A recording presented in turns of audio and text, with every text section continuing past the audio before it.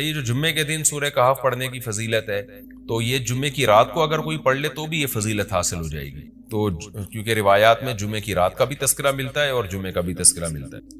الحمدللہ الذی، تمام تعریفیں اس اللہ کے لیے ہیں، انزل علی عبدہ الکتاب، جس نے اپنے بندے پر کتاب کو نازل کیا، ولم یجعل لہ عوجا، اور اس کتاب میں اس نے کوئی کجی نہیں رکھی. یہ قرآن کا کمال ہے. آپ الحمد سے لے کے والناس تک پڑھیں، دو اور دو چار کی طرح اس کی آیتیں اور اس کے مضامین سمجھ میں آتے ہیں. قرآن کے علاوہ کوئی بھی مذہبی کتاب آپ پڑھ لینا تو آپ کو سمجھ میں نہیں آئے گی کہ یہ کیا کہا جا رہا ہے اس میں، اور وہ باتیں نیچر کو اپیل بھی نہیں کریں گی، اور انسان وسوسوں کا شکار ہو جائے گا اور مصیبت میں پڑ جائے گا. لیکن قرآن کے دعوے کتنے واضح ہیں، اور دعووں میں تناقض نہیں ہے. قرآن نے کہا خدا ایک ہے، ہر جگہ یہی کہا کہ ایک ہے. محمد صلی اللہ علیہ وسلم کو کہا کہ نبی ہیں، بشر ہیں نبی ہیں. تو بشریت کو ثابت کیا قرآن نے. جہاں نبی صلی اللہ علیہ وسلم سے اوٹ پٹانگ معجزوں کا مطالبہ کیا گیا تو بتا دیا گیا میں بشر ہوں. ایک ہی دعویٰ رہا ہے مسلسل شروع سے آخر تک، اور آخری نبی ہونے کا جب دعویٰ کیا گیا تو آخری ہی، یہ نہیں کہ پھر قرآن میں اشارے دے دی ہوں کہ کوئی اور نبی بھی آئے گا. تو تناقض نہیں ہے قرآن میں. نماز کو فرض کیا تو نماز فرض ہے. تو یہ جتنے مضامین، پھر اخلاقیات کی جو تعلیم دی وہ تعلیم سیم ہے. تو یہ ہے کہ عوج نہیں ہے، بالکل نیچر کو اپیل کرنے والی دو اور دو چار کی طرح صاف ستھری باتیں قرآن مجید میں. یہ خود قرآن کا ایک بہت بڑا معجزہ ہے. آپ کبھی بھی کسی جھوٹے آدمی کو جب سنیں گے نا، اس کی باتوں میں ٹکراؤ بہت ہوگا. میں ایک دفعہ تحقیق کر رہا تھا، یہ منکرین حدیث جو ہیں جنہوں نے کہا، دعویٰ کیا کہ حدیث حجت نہیں ہے، تو ہمارے شیخ حضرت مفتی رشید احمد صاحب رحمہ اللہ تعالی نے اصل الفتاویٰ کی دوسری جلد میں ان کے خلاف بہت کچھ لکھا ہے. تو اس میں ایک بڑی دلچسپ بات یہ تھی کہ جب یہ منکرین حدیث کا جو بانی ہے نا، پرویز نام تھا اس کا، پورا نام اس وقت ذہن میں نہیں ہے، تو اس کی کتابوں سے حضرت نے تناقض نکالا. مفتی رشید احمد صاحب رحمۃ اللہ علیہ نے تناقض کیا نکالا؟ ایک جگہ لکھ رہا ہے کہ حدیث حجت نہیں ہے، دوسری جگہ لکھ رہا ہے کہ حدیث حجت تو ہے لیکن جن ذرائع سے ہم تک پہنچی وہ ذرائع حجت نہیں ہے. اور ایک جگہ لکھ رہا ہے کہ حدیث حجت بھی ہے لیکن صرف نبی صلی اللہ علیہ وسلم کے دور تک کے لیے حجت ہے، ہمیشہ کے لیے حجت نہیں ہے. تو ایسے کئی تناقض. تو اس میں حضرت نے لکھا کہ اس سے پتہ چلتا ہے کہ یہ بیچارہ خود اس کو پتہ نہیں ہے کہ یہ اس کا دعویٰ کیا ہے. یعنی اس سے صاف واضح ہوتا ہے کہ ان کا مقصد صرف اور صرف ہمیں اسلام سے ہٹانا ہے، اور حدیث کو مشکوک قرار دے کر، کیونکہ زیادہ تر جو قوانین ہمیں اسلام کے ملتے ہیں وہ تو قرآن میں بہت کم ملتے ہیں، وہ تو احادیث میں ملتے ہیں. قرآن تو زیادہ تر عقیدے کی بات کرتا ہے، آخرت کے تصور کو ہماری نظروں میں اجاگر کرتا ہے، اخلاقیات سکھاتا ہے، مسائل، فقہی مسائل، وہ تو زیادہ تر احادیث میں ہے. اسلامی قانون جسے ہم کہتے ہیں، تو مقصد اس کا یہ ہے کہ اسلامی قانون سے کسی طرح لوگوں کو ہٹایا جائے. تو جیسے جس وقت بن پڑی وہ دعویٰ اس نے کر دیا. کبھی مجلس دیکھی کہ یار اس وقت یہ دعویٰ کر رہے ہیں زیادہ مناسب ہے کہ حدیث حجت تو ہے لیکن جن ذرائع سے پہنچی وہ ذرائع قابل اعتماد نہیں ہے، تو وہاں اس نے یہ دعویٰ کر دیا. تو جھوٹا آدمی کسی ایک بات پہ ٹکتا نہیں ہے. آپ مرزا غلام احمد قادیانی کے دعووں کو دیکھ لیں، اس کی کتابوں میں کہیں وہ لکھتا ہے کہ میں نبی نہیں ہوں، میں تو امام ہوں، اور کہیں لکھتا ہے کہ میں، شروع میں اس نے یہ دعویٰ کیا تھا کہ میں نبی نہیں ہوں، میں امام مہدی ہوں، پھر اس نے دعویٰ کیا میں حضرت وہی عیسیٰ علیہ الصلوۃ والسلام جو مسیح موعود وہ ہوں. اس کی کتابوں میں اتنا ٹکراؤ ہے. وجہ اس کی ہے کہ باطل کا ایک ہدف ہوتا ہے، تو وہ دیکھتا ہے کہ جیسا دیس ویسا بھیس. جیسے اس کا ہدف ہوتا ہے شہرت، دولت، اور یا لوگوں میں پھوٹ ڈالنا یا کوئی منصب حاصل کرنا کسی سے، تو وہ پھر دیکھتا ہے کہ جس وقت جو طریقہ اس کو سوٹیبل لگتا ہے نا، وہ وہی طریقہ اختیار کر لے. تو ہر باطل میں یہ ہوتا ہے. آج بھی ہم دیکھتے ہیں جو اہل باطل ہوتے ہیں وہ کسی ایک بات پہ ٹکتے نہیں ہیں. ایک تو ہوتا ہے نا انسان سے غلطی سے ایک دعویٰ ہو گیا اس سے رجوع کر لے، وہ ایک الگ چیز ہے، وہ تو ہر انسان سے خطا ہو سکتی ہے. لیکن اہل باطل کے دعووں میں بہت ٹکراؤ ہوتا ہے، وہ کسی ایک بات پہ ٹکتے نہیں ہیں. آج بہت سارے اسکالرز ایسے ہیں کہ آپ جب ان کی تقریریں سنیں گے یا ان کی کتابیں پڑھیں گے تو انہیں بہت ٹکراؤ نظر آئے گا. اسی سے صاف پتہ چل جاتا ہے کہ یہ لوگ اپنے دعوے میں مخلص نہیں ہیں، ان کا مقصد پھوٹ ڈالنا ہے. تو جتنی جو تحریف شدہ آسمانی کتابیں ہیں، یہ جتنے باطل مذاہب ہیں، ان میں بھی آپ کو یہ ٹکراؤ نظر آئے گا. تو قرآن یہ دعویٰ بار بار کرتا ہے کہ اللہ تعالیٰ نے جو کلام اپنے حبیب صلی اللہ علیہ وسلم پہ نازل کیا اس میں آپ کو عوج نظر نہیں آئے گا، کوئی کجی نظر نہیں آئے گی. بہت واضح دو اور دو چار کی طرح وہ اپنے دعووں کو دعوے کرتا ہے قرآن مجید، اور اس پر دلائل قائم کرتا ہے. قیماً، اللہ فرماتے ہیں سیدھا سیدھا کلام ہے، لینذر بأسا، تاکہ یہ ڈرا دے. اے اللہ تو نے اتنا صاف ستھرا کلام نازل کیوں کیا؟ اللہ کہتے ہیں دو وجہ سے. برے لوگوں کو ڈرانے کے لیے اچھے لوگوں کو امیدیں دلانے کے لیے، تاکہ برے لوگ برائی سے بچیں اور اچھے لوگوں کو موٹیویشن ملے۔ یہ دعویٰ بھی قرآن کا کتنا پیارا اور کتنا صاف ستھرا ہے۔ برائی کو ختم کرنا چاہتا ہے قرآن، اچھائی کو پروموٹ کرنا چاہتا ہے۔ لِيُنذِرَ بَأْسًا شَدِيدًا، ہم نے کیوں نازل کیا؟ تاکہ یہ ڈرا دے شدید عذاب سے، مِن لَدُنْهُ، اللہ کی طرف سے، یعنی اللہ کی طرف سے ڈرا دے۔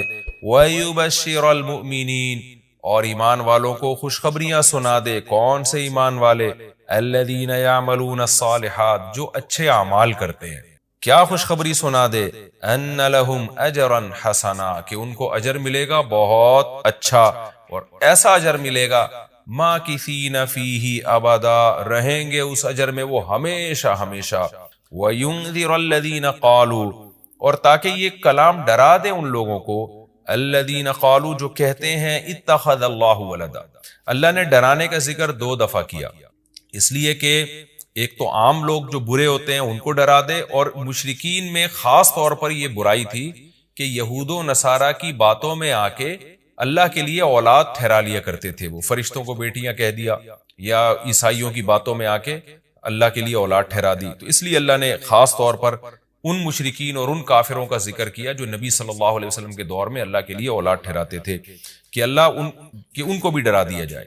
وَيُنذِرَ الَّذِينَ قَالُوا، اور ڈرا دے ان لوگوں کو جو کہتے ہیں اتخذ اللہ ولدا، کہ اللہ نے ٹھہرا لی ہے اولاد۔ سورہ کہف بھی مکی صورتوں میں سے ہے نا، تو اس میں بھی توحید کا مضمون بہت ہوگا۔ ما لہم بہ من علم، نہیں ہے ان کے لیے اس دعوے پر کوئی دلیل، ولا لآبائہم، اور نہ ان کے باپ دادا کے پاس کوئی دلیل تھی۔ یہ اکثر کہتے تھے نا، بھائی ٹھیک ہے ہمارے پاس دلیل نہیں ہے لیکن ہم اپنے باپ دادا کو فالو کرتے ہیں، تو اللہ کہتے تمہارے باپ دادا کے پاس کون سے اس دعوے کی کوئی دلیل تھی؟ اور یہ جملہ ہلکا نہیں ہے، کبرت کلمتن، بہت بڑا ہے یہ کلمے کے اعتبار سے، ایسا کلمہ جو ان کی منہ سے نکلتا ہے، منہ سے نکلنے والا کلمہ یہ بہت بڑا کلمہ ہے، بہت بھاری ہے زمین اور آسمان پر، کہ اللہ کے لیے اولاد ٹھہرا دی۔ ان یقولون الا کذبا، نہیں بولتے یہ لوگ مگر نرا جھوٹ بولتے ہیں یہ۔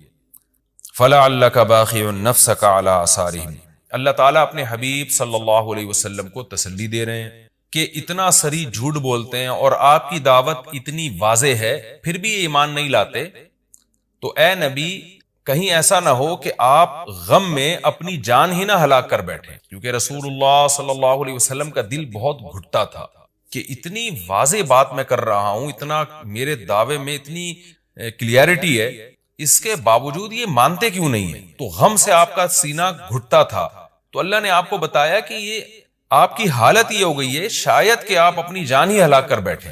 دیکھیں اللہ کا شاید یہ ہماری زبان میں اللہ ہم سے بات کرتے ہیں نا، ورنہ اللہ کے لیے تو شاید نہیں، اللہ کے لیے جو چیز ہوتی ہے یقینی ہوتی ہے۔ تو یہاں شاید کا مطلب کیا ہوگا کہ کوئی بھی دیکھنے والا آپ کی کنڈیشن کو دیکھے نا اس وقت، تو وہ کہے گا کہ آپ کی موت نہ واقع ہو جائے، اتنا غم ہے آپ کو۔ تو مقصد ہے غم کی شدت کو بیان کرنا۔ تو اللہ فرماتے ہیں شاید کہ آپ اپنی جان ہی ہلاک کر بیٹھے ان کے پیچھے، یعنی ان کے غم میں، اگر یہ لوگ اس قرآن پر ایمان نہ لے کر آئے، اسفا، افسوس اور غم میں آپ کی جان ہی کہیں آپ ہلاک نہ کر بیٹھیں۔ پھر آگے اللہ بتا رہے ہیں کہ یہ ایمان کیوں نہیں لے کر آتے۔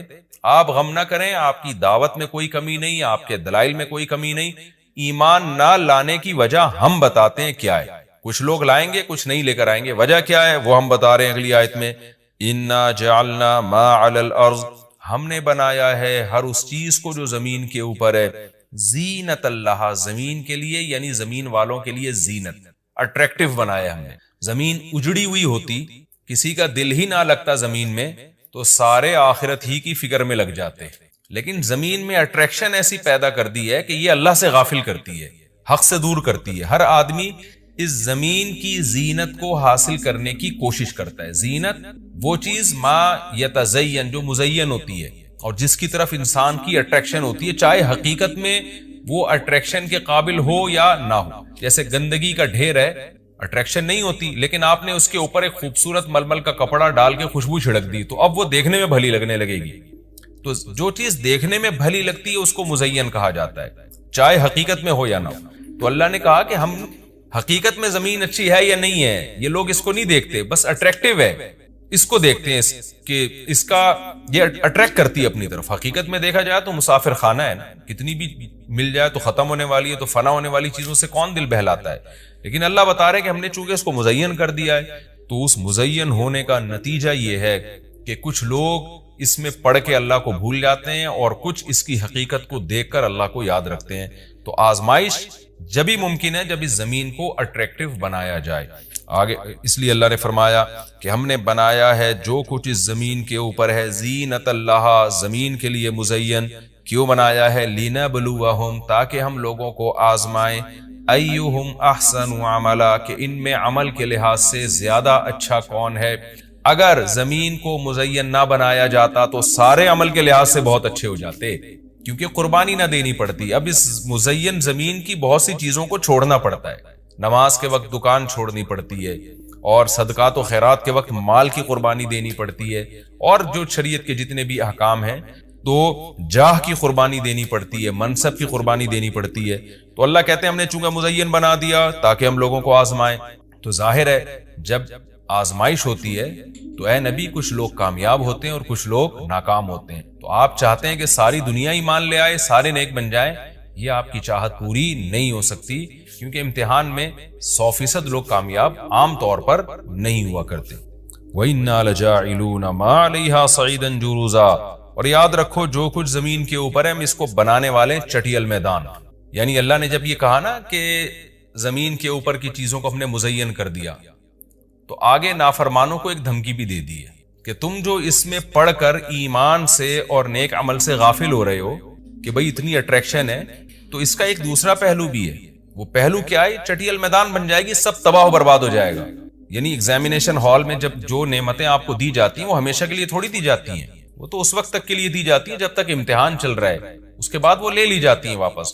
تو اسی طرح اللہ اس زمین کو ختم کر دیں گے، اور تب پوری ترقی جو انسان کی جتنی بھی ترقی ہے زمین میں اور کائنات میں، ساری زمین بوس ہو کے ختم ہو جائے گی. اور اللہ تعالیٰ جس مقصد کے لیے انسان کو پیدا کیا گیا اس مقصد کے بارے میں انسان سے سوال کریں گے. ام حسبت ان اصحاب الکہف والرقیم، قرآن نے یہ کچھ تمہید بیان کی کہ یہ دنیا آزمائش کے لیے اور سب کچھ ختم ہو جائے گا، جو قرآن کا اصل مقصود ہے. اب قرآن ایک واقعے کی طرف آتا ہے. مشرکین مکہ یہود و نصارہ سے بہت سی چیزیں سنا کرتے تھے، اور یہود آ کے ان کو چپکے چپکے گائیڈ کرتے تھے کہ جس نے نبوت کا دعویٰ کیا ہے نا تم ان سے یہ سوال پوچھو، تم ان سے یہ سوال پوچھو. پھر یہود دیکھتے تھے کہ ہماری تورات کے مطابق جواب ملتا ہے کہ نہیں ملتا. تو ان کا یعنی خیال یہ تھا کہ محمد صلی اللہ علیہ وسلم جواب نہیں دے پائیں گے تو ہم بتائیں گے دیکھو ہماری تورات میں تو یہ لکھا ہے، اگر یہ اللہ کے نبی ہیں تو یہ تو ہر آسمانی کتاب یہ واقعہ بیان کرتی ہے، تو قرآن کیوں بیان نہیں کر رہا. تو یہودیوں نے آ کے مشرکین مکہ سے کہا، مشرکین مکہ نے نبی صلی اللہ علیہ وسلم سے سوال پوچھا. ان میں 3 سوال تھے. ایک روح سے متعلق جس کا سورہ بنی اسرائیل میں جواب دے دیا گیا، ایک حضرت ذوالقرنین سے متعلق کہ وہ کون سا بادشاہ تھا جس نے پوری دنیا پہ حکومت کی ہے، ان کا تذکرہ اللہ نے قرآن میں بیان کیا، اور ایک اصحاب کہف کے بارے میں. تو اب قرآن ان کے واقعے کو بیان کر رہا ہے. ام حسبت ان اصحاب الکہف والرقیم کانوا من آیاتنا عجبا، اے نبی آپ یہ سمجھتے ہیں کہ اصحاب کہف اور جبل والے پہاڑ والے لوگ، غار اور پہاڑ والے لوگ کیا ہماری نشانیوں میں سے بڑی عجیب نشانی تھے؟ کیا آپ یہ سمجھتے ہیں؟ یعنی یا تو اس کا جواب یہ کہ واقعی یہ نشانی تھے، یا یہ کہ یہ اتنی بڑی نشانی نہیں تھے جتنی بڑی اس کائنات کو بنا دینا بڑی نشانی ہے. اذ اول فتیتو، اللہ نے اس واقعے کو بیان کیا. اس وقت کو یاد کرو جب چند نوجوانوں نے ٹھکانہ پکڑا الی الکہف، ایک بڑے غار کی طرف. فقالو، پھر کہنے لگے. اب دیکھیں قرآن جب واقعہ بیان کرتا ہے نا تو سوال تو مشرکین نے اصحاب کہف کا پوچھا تھا، بتا دیا جاتا بھئی ایک زمانے میں اصحاب کہف تھے جو مشرک بادشاہ تھا جس کے ظلم سے تنگ آ کے وہ علاقہ چھوڑ کے چلے گئے، اور 300 سال غار میں رہے، اور پھر 300 سال کے بعد واپس آئے اور لوگوں نے پھر بڑی عقیدت کی، محبت کی، بس اتنا کافی تھا. لیکن قرآن واقعہ اس انداز سے بیان کرتا ہے کہ اس میں اسباق ملنا شروع ہو جائے، ہمیں اس میں اسباق ملنا شروع ہو جائے. اب دیکھیں شروع کیسے کیا جا رہا ہے. کیا تم یہ سمجھتے ہو کہ اصحاب کہف کا واقعہ کوئی عجیب واقعہ ہے؟ یعنی اللہ کے لیے تو کوئی عجیب نہیں ہے. یعنی انسانوں پر گویا اللہ تعجب کر رہے ہیں کہ اس واقعے کو تم عجیب سمجھ رہے ہو، اور اس سے بڑے عجیب عجیب کام جو ہم نے کر دیے، پانی کے قطرے سے انسان کو بنا دیا اور اتنا بڑا نظام بنا دیا ہم نے کائنات کا، اس کو عجیب نہیں سمجھ رہے. تو یہ انسان کی بھی عقل ہے نا کہ ایک واقعہ عجیب و غریب ہو جائے تو اس پہ حیران ہو رہا ہوتا ہے، اور وہ پوری کائنات بن گئی اور انسان کا پانی سے وجود میں آ جانا، چونکہ یہ ہم اس کے عادی ہو چکے ہیں یہ منظر دیکھنے کے، تو یہ ہمارے نظر میں عجیب نہیں رہا، ورنہ حقیقت میں تو اس سے زیادہ عجیب کام اللہ کر چکا ہے. تو ایک تو سبق اللہ نے ہمیں یہ بتایا اس واقعے میں کہ یہ واقعہ اتنا عجیب نہیں جتنا اللہ کے دوسرے کام زیادہ عجیب ہیں. تو قرآن واقعہ بیان کرتا ہے اس انداز سے تاکہ ہمیں اس سے اسباق ملیں. اذا والفتیۃ الی الکہف، نوجوانوں نے غار میں پناہ لی. فقالوا ربنا، اور کیا کہنے لگے، اے ہمارے رب، آتنا من لدنک رحمہ، تو دے ہمیں اپنی طرف سے رحمت، اور ہیئ لنا من امرنا رشدا، ہمارے معاملے میں کوئی رشد کا انتظام کر دے، یعنی درستگی کا انتظام کر دے. اس میں کیا سبق ملتا ہے کہ جو مشرک بادشاہ تھا، کافر بادشاہ تھا، چند نوجوان اسلام لے کر آئے، اللہ کے برحق دین کو قبول کیا. ان کو یہ یقین تھا کہ ہم اس علاقے میں رہ کر اپنے دین اور مذہب پہ قائم نہیں رہ سکتے، لہذا انہوں نے ارادہ کیا ہم ہجرت کرتے ہیں. تو اب ہجرت کر کے جائیں کہاں؟ تو اللہ سے دعائیں مانگ رہے ہیں. اس سے کیا پتہ چلتا ہے کہ جب آپ کے لیے کسی علاقے میں رہ کر دین پر چلنا ناممکن ہو تو آپ پر لازم ہے کہ آپ اس علاقے کو چھوڑیں. ایک بات. نمبر دو، چھوڑ کر آپ اللہ پہ اعتماد اور توکل کریں کہ جس اللہ نے مجھے یہاں کھلایا وہ کہیں اور بھی کھلا سکتا ہے. نمبر تین، اللہ سے دو قسم کی دعائیں مانگیں. نمبر ایک، اے اللہ تو میرے لیے رحمت کا انتظام کر دے، یعنی اپنا رحم کر تاکہ تیری رحم کی وجہ سے ہمارے لیے معاملات آسان ہو جائیں. نمبر دو، تو ہمیں گائیڈ کر، ہیئ لنا من امرنا رشدا کا مطلب سیدھا راہ دکھا، ہمیں بتا کہ ہم نے جانا کہاں ہے، کس ملک میں اسٹے کرنا ہے، سفر کیسے کرنا ہے. یہ بالکل ایسے ہی ہے جیسے موسیٰ علیہ الصلوۃ والسلام سے غلطی سے قتل ہو گیا، تو اب مدین سے جب نکلنا تھا، مصر سے جب نکلنا تھا تو راستہ معلوم نہیں تھا، تو وہاں بھی اللہ تعالیٰ سے آپ موسیٰ علیہ السلام نے دعا مانگی کہ وَلَمَّا تَوَجَّهَ تِلْقَاءَ مَدْيَنَ قَالَ عَسَىٰ رَبِّي أَن يَهْدِيَنِي سَوَاءَ السَّبِيلِ، مجھے امید ہے میرے رب مجھے سیدھا راستہ دکھائے گا. تو جب انسان کو راستے معلوم نہ ہو، گائیڈنس نہ مل رہی ہو کہ جانا کہاں ہے، کہاں اسٹے کرنا ہے، تو ایسے موقع پہ اللہ سے سیدھے راستے کی دعا مانگنی چاہیے. تو یہاں بھی انہوں نے دعا مانگی کہ اللہ تو ہمارے لیے رحمت کا انتظام کر دے اور ہمارے لیے ہمیں گائیڈ کر دے کہ ہم نے جانا کہاں ہے، کہاں اسٹے کرنا ہے. تو قرآن کہتا ہے ہم نے ان کی دعا کو قبول کی. فَضَرَبْنَا عَلَىٰ آذَانِهِمْ، رحمت کا انتظام کیسے ہوا کہ ہم نے غار کے اندر گئے، ان کے کتے کو ساتھ لے کر غار کے اندر گئے، اور وہاں انہوں نے کہا کہ فی الحال ہم یہاں لوگوں سے چھپ جائیں، کسی طریقے سے پناہ میں آ جائیں، پھر دیکھیں گے جی اٹھ کے ہم نے جانا کہاں ہے. تو قتل کے خوف سے نکلے اور غار میں جا کے آرام کیا. تو اللہ کہتے ہیں ہم نے ان کے کانوں پہ پردہ ڈال دیا، سلا دیا گہری نیند، سنین عددا، کئی سال تک. ثم بعثناہم، پھر ہم نے ان کو جگایا، لنعلم ای الحزبین، تاکہ ہم دیکھیں، جس کا نتیجہ یہ نکلا کہ ہم یہ دیکھنا چاہتے تھے ان دونوں میں سے کون سا فریق ایسا ہے احصا لما لبثوا امدا، جو مدت کے اعتبار سے زیادہ کاؤنٹ کرنے والا ہے اس مدت کو، لما لبثوا، جس مدت تک یہ لوگ ٹھہرے. یعنی اللہ تعالیٰ بھی گویا ان کو دیکھ کے خوش ہو رہے ہیں کہ دیکھیں ان کے آپس میں تبصرے کیا ہوتے ہیں، کیونکہ کسی کے ساتھ ایسا کبھی نہیں ہوا. تو اب جب یہ اٹھیں گے تو اللہ کی گویا کہ اللہ تعالیٰ بھی ان کی بات کو دیکھ کرنا ایک خوش ہو رہے ہیں ان کو دیکھ کے کہ دیکھو میں یہ باتیں آپس میں کیا کرتے ہیں. تو کسی نے کیا کہا، کسی نے کیا کہا، یہ سارا تذکرہ آگے آئے گا. یہ واقعہ آگے بھی چلے گا اور انشاءاللہ اس کی تفصیل اگلے رکوع میں زیادہ آئے گی. ہمارا یہ رکوع الحمدللہ کمپلیٹ ہو گیا اور وقت بھی تقریباً کمپلیٹ ہی ہونے والا ہے ہمارا. تو انشاءاللہ اگلے ایپیسوڈ میں اس واقعے کو ہم مکمل کریں گے. تفسیر اس کی بہت آسان ہے، زیادہ ڈیٹیل میں جانے کی ضرورت نہیں ہے.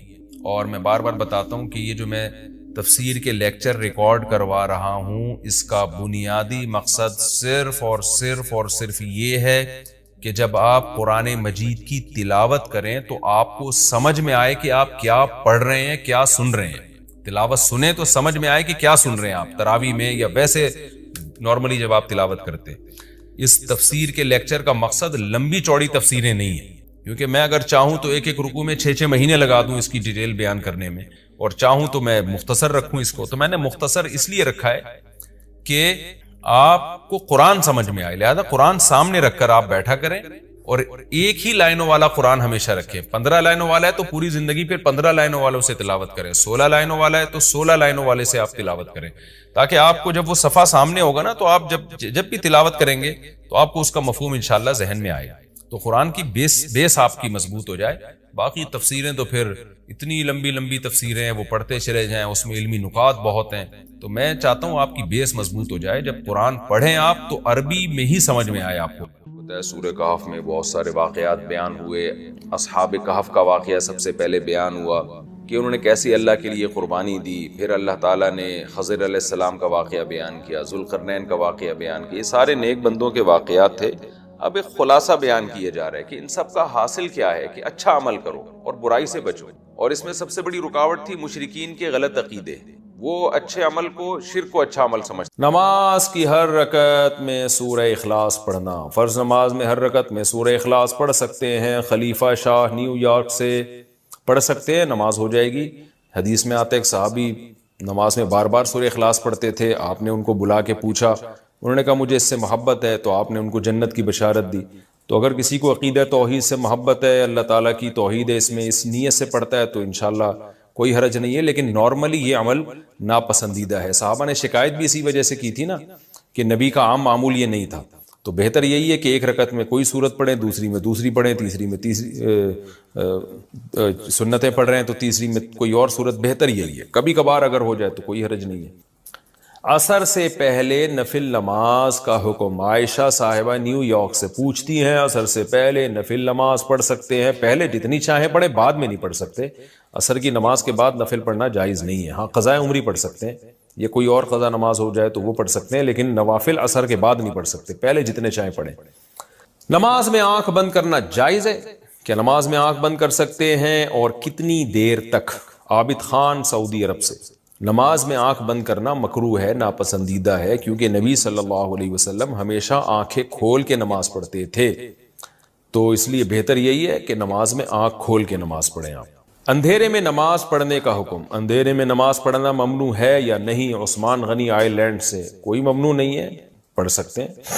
عبد الرشید صاحب راجستھان انڈیا سے پوچھتے ہیں, کیا نماز میں بسم اللہ پڑھنا واجب ہے؟ کیا بسم اللہ الرحمن الرحیم نماز کی پہلی رکعت میں پڑھی جائے گی یا ہر رکعت میں پڑھنا وہ لازم ہے؟ بھائی لازم کسی رکعت میں بھی نہیں ہے, سنت ہے. بہتر ہے جب پہلی رکعت میں آپ اللہ اکبر کہہ کے نیت باندھتے ہیں تو ثنا پڑھیں. ثنا کے بعد اعوذ باللہ من الشیطان الرجیم, پھر بسم اللہ الرحمن الرحیم, پھر سورہ فاتحہ پڑھیں.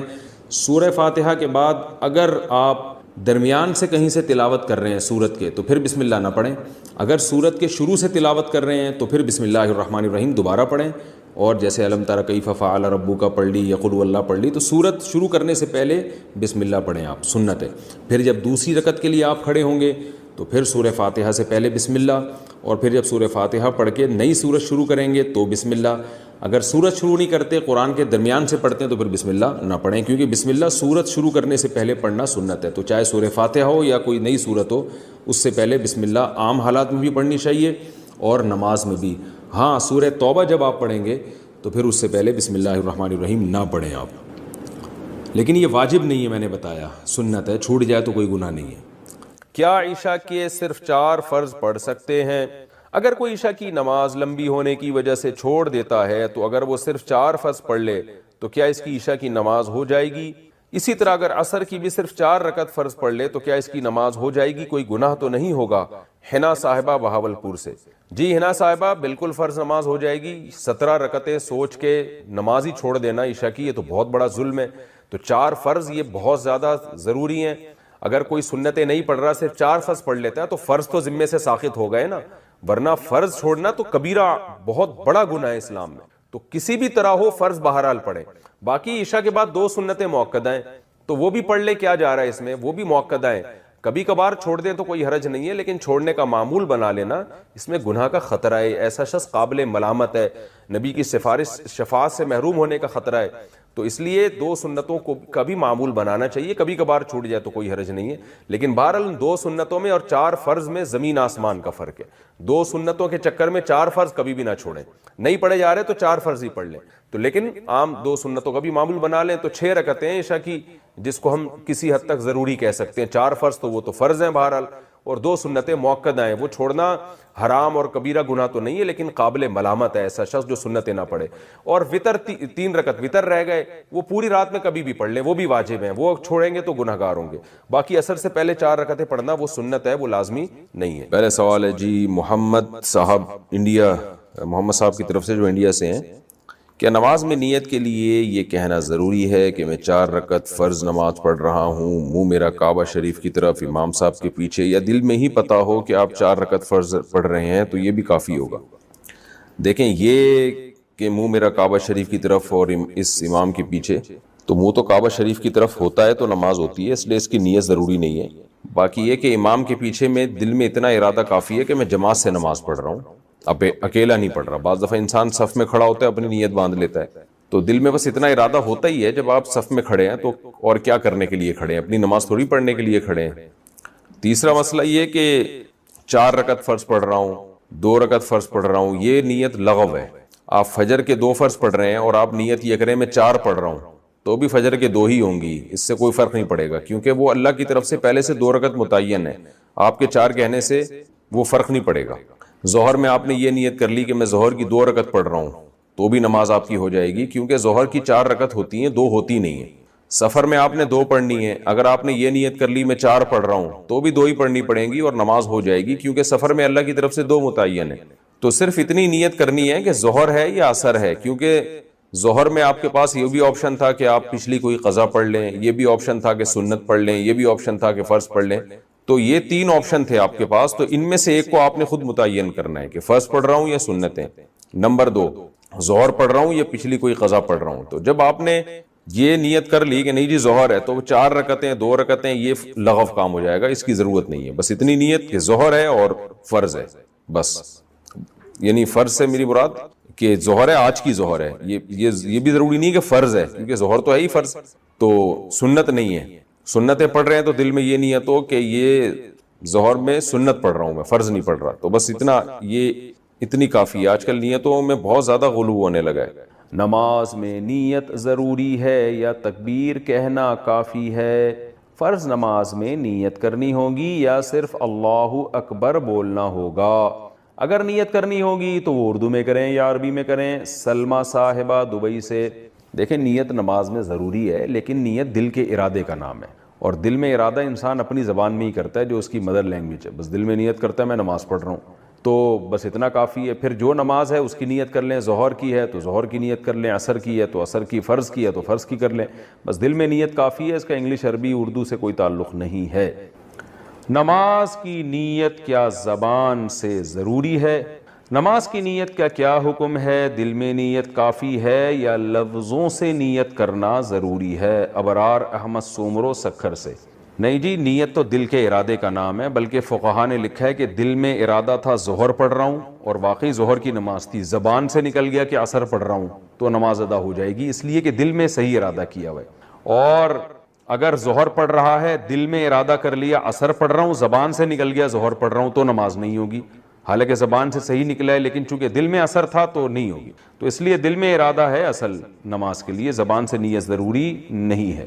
وہمیوں کے لیے فقہا نے لکھا تھا کہ جو وہمی ہوتے ہیں نا، جو ہر وقت وسوسوں میں مبتلا رہیں گے، پتہ نہیں میں نے ظہر کی نیت کی تھی عصر کی، بعض ایسے وہمی ہوتے ہیں، ان کے لیے فقہا نے لکھا ہے کہ وسوسہ دور کرنے کے لیے وہ زبان سے نیت کر لیں، لیکن نارملی شریعت کا حکم یہی ہے کہ انما الاعمال بالنیات، اعمال کا مدار جو نیت پر ہے، تو نیت تمام فقہا کا اتفاق ہے وہ دل کے ارادے کا نام ہے۔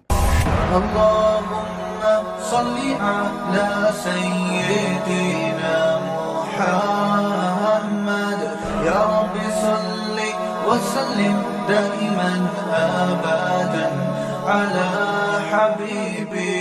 کیونکہ اگر ماں باپ کے حقوق ہیں، دوستوں کے حقوق ہیں، تو اللہ کے سب سے زیادہ ہونے چاہیے۔ تو وہ غیر مسلم جو مسلمان ہوا نا، اس نے بتایا کہ سب سے پہلے تو 5 نمازیں ہیں بھائی، ہم اگر اللہ کو مانیں تو اللہ سے ریلیشن تو ہو۔ تو یہ اسلام ہے جو ہمیں 5 دفعہ مسجد میں لے کر آتا، اور لاتا کتنے بہترین اسٹائل کے ساتھ ہے، کیسے بہترین انداز کے ساتھ لاتا ہے اسلام۔ یہ بھی ہو سکتا تھا کہ خام خواہ کی قربانی دلوائی جاتی کہ 5 دفعہ تم نے الٹے لٹکنا ہے تاکہ پتہ چل جائے تمہارا اللہ سے کیا ہے، ریلیشن ہے۔ تو یہ بھی تو قربانی ہوتی کہ نہیں ہوتی، لوگ دلوا رہے ہوتے ہیں۔ فوج میں نا، جب ہم جو NCC کی ٹریننگ کی ہے نا کالج میں، تو وہ فوجی صوبے دار ہمیں ٹریننگ دیتے تھے، تو وہ یہ ثابت کرنے کے لیے کہ میں آفیسر ہوں، بعض دفعہ خام خواہ میں ڈنٹ پہ لو بیٹھ کے، چلو بھائی، اب فوجیوں میں ہوتا ہے نا تاکہ آفس کے آرڈر کو فالو کرنے کا جذبہ پیدا ہو، اب ڈنٹ پیل رہے ہیں، ہمیں پتا تھا بھائی یہ ڈپس لگانے پڑیں گے آپ کو، ٹھیک ہے نا، وہ کہتا ہے جب کھڑے ہو کر دوبارہ لگاؤ۔ تو یہ سکھایا جاتا ہے فوجیوں قربانی کا جذبہ پیدا کرنے کے لیے۔ تو اللہ میاں ایسے بھی کر سکتے تھے کہ بس الٹے لٹک جاؤ، ٹھیک ہے نا، 5 ٹائم قربانی دلوائی ہے، لیکن ایسے طریقے سے دلوائی ہے کہ اس میں ہمیں روحانی سکون ملے، اس میں ہمارا اللہ سے ریلیشن قائم ہو, اس میں ہمیں لطف اور مزہ آئے, ہماری دنیا بھی سدھر جائے اس سے. ہمیں حکم دیا سب سے پہلے فجر کی نماز رکھی تاکہ مسلمان صبح دیر سے اٹھنے والی قوم نہ بنے. اللہ میاں یہ بھی کر سکتے تھے کہ پہلی نماز 11 بجے, دوسری نماز شام 3:30 بجے, 4-5 نمازیں ایسے کر دیتے. جہلم والی سرکار نے تو کر دی, فجر رکھی ہے اور ظہر کے بارے میں بولا ہے کہ عصر سے 20 منٹ پہلے آپ ظہر عصر پڑھ لیں اور غروب آفتاب ہوتے ہی مغرب عشاء بھی اکٹھی پڑھ لیں. تو یہ عملی طور پر 2 نمازیں ہوئی ہیں, ٹھیک ہے نا. 5 نمازوں کا مطلب ہوتا ہے اپنی تمام مصروفیات کو دوبارہ سے فارغ کر کے نماز کے لیے آنا. ظہر میں آپ سارے کام چھوڑ کے آتے ہو, پھر واپس چلے جاتے ہو, پھر عصر میں الگ سے آتے ہو, پھر واپس چلے جاتے ہو, پھر مغرب میں الگ سے آتے ہو, پھر واپس چلے جاتے ہو, پھر عشاء میں الگ سے آتے ہو. یہ 5 دفعہ قربانی دلوائی جا رہی ہے. اگر اس طرح سے نمازیں اکٹھی کرنے کا اسلام میں حکم ہوتا تو 3 دفعہ قربانی ہوتی, 5 دفعہ قربانی نہیں ہوتی. دیکھو ہم ظہر سے پہلے 4 سنتیں پڑھتے ہیں اور 4 فرض پڑھتے ہیں. ان سنتیں پڑھنے میں کوئی قربانی ہوتی ہے ہمیں؟ اس لیے کہ تو نماز کے لیے آئے ہوئے ہیں نا. تو اگر ہم 4 فرض کے ساتھ 4 عصر بھی پڑھ لیں تو عصر کی قربانی تھوڑی ہی پھر یہ. تو 5 نمازوں کا مطلب ہی 5 ٹائم پہ آنا ہے. اس میں شاپنگ واپنگ ہی تو رکاوٹ بنتی ہے, اور آپ نے شاپنگ کے لیے کہہ دیا اہل حدیث. حالانکہ اہل حدیث یہ مانتے نہیں ہے, لیکن یہ اس کی عادت ہے جہلم والی سرکار کی کہ کسی بھی مسلک میں کوئی بھی الٹا فتویٰ دے رہا ہوگا نا تو اس الٹے مولوی کو لا کے ہائی لائٹ کر کے مسلک کو بدنام کرنا. تو ایک اہل حدیث کا وہ چلایا کہ ایک اہل حدیث کہتے ہیں کہ میں جب 12:30 بجے شاپنگ کے لیے جاتا ہوں نا اپنی بیوی کو لے کے, تو 12:30 بجے ظہر کے ساتھ کیا پڑھ لیتا ہوں. یہ جہلم والی سرکار کا کلپ میں نے خود اپنے کانوں سے سنا ہے کہ 12:30 یا 12 بجے جیسے ہی ظہر کا وقت داخل ہوا تو ظہر کے ساتھ فوراً کیا پڑھ لیتا ہوں, عصر. حالانکہ قرآن میں سورہ نور اللہ کیا کہتے ہیں, رجال لا تلہیہم تجارت ولا بیع عن ذکر اللہ واقام الصلاۃ. مسجدوں میں ایسے لوگ ہوتے ہیں کہ ان کو تجارت اللہ کی یاد اور نماز سے غافل نہیں کرتی, بزنس ہی اللہ کی یاد. اور اللہ فرماتے ہیں مسجدوں میں ہوتے ہیں. پتہ چلتا ہے کہ کہاں آگے پڑھنی ہوتی ہے, جماعت سے بھی اور اپنے ٹائم پہ بھی. اور اسی شاپنگ کو آپ نے ذریعہ بنا لیا 2 نمازیں اکٹھی کرنے کا, اثر گول کر دیا آپ نے. یہ ہے تفقہ اور بصیرت, سمجھتے ہو. اور اس نماز کا اجر خراب کیا ہے جس کی سب سے زیادہ تاکید قرآن بیان کر رہا ہے. تو خیر, تو کیسا ریلیشن ہے, جلدی سے بات کو سمیٹ کے میں ختم کرتا ہوں. سب سے پہلے اللہ کیا کہتا ہے, مسلمان اپنے مسلم ہونا ثابت کرنے کے لیے کہ میرا اللہ سے ریلیشن ہے, اللہ نے کہا کہ 5 ٹائم نماز پڑھنی پڑے گی. اور یہ 5 ٹائم نماز کیوں رکھی ہے پتہ ہے آپ کو؟